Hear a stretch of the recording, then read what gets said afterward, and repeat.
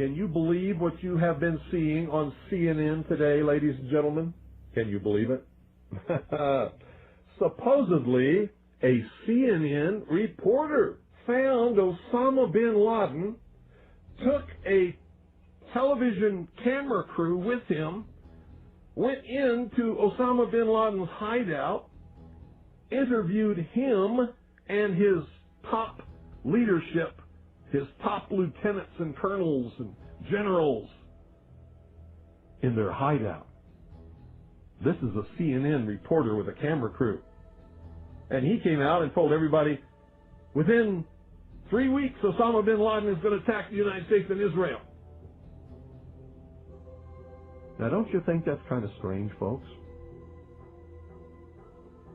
You see, because the largest intelligence apparatus in the world, with the biggest budget in the history of the world, has been looking for Osama bin Laden for years and years and years, and can't find him. A reporter from CNN and his little camera crew got in to Osama bin Laden's secret hideout and conducted an interview. If you don't believe me, tune into CNN. They're probably running it right now as I'm speaking. And if you believe it, you are one of the stupidest jerks that ever lived on the face of this earth. And whatever is going to happen that they're going to blame on Osama bin Laden, don't you even believe it. When in hell are all you people going to wake up?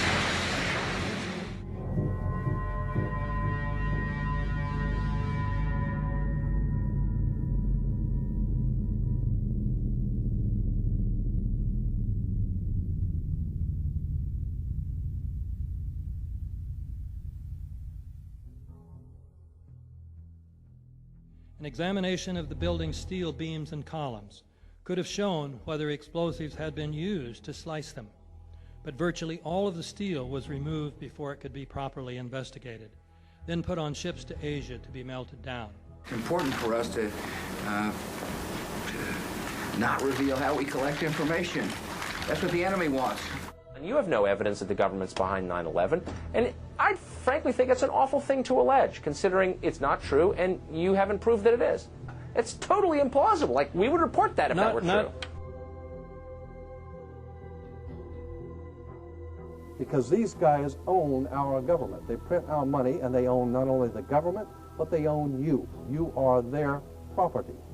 So, in other words, these guys print the money, they run the country, and they own you, and they own everything around it. And so they make the laws, and that's why they can decide who can kill who, and who can get away with who, and who can get away with whatever, because they make the laws and they decide, all right?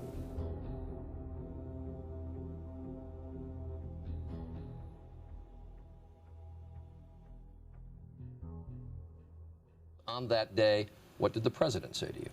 The president, in a very intimidating way, left us, me and my staff, with the clear indication that he wanted us to come back with the word that there was an Iraqi hand behind 9/11, because they had been planning to do something about Iraq from before the time they came into office. Did he ask about any other nations other than Iraq? No, not at all. It was Iraq, Saddam, find out, get back to me. And were his questions more about Iraq than about al-Qaeda? Absolutely. Absolutely. He didn't ask me about al-Qaeda. And we said, but Iraq had nothing to do with this. And that didn't seem to make much difference.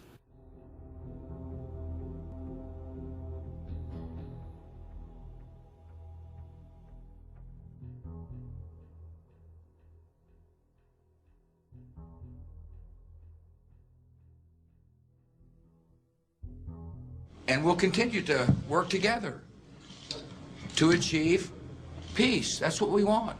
Freedom and peace. Look at the Council on Foreign Relations.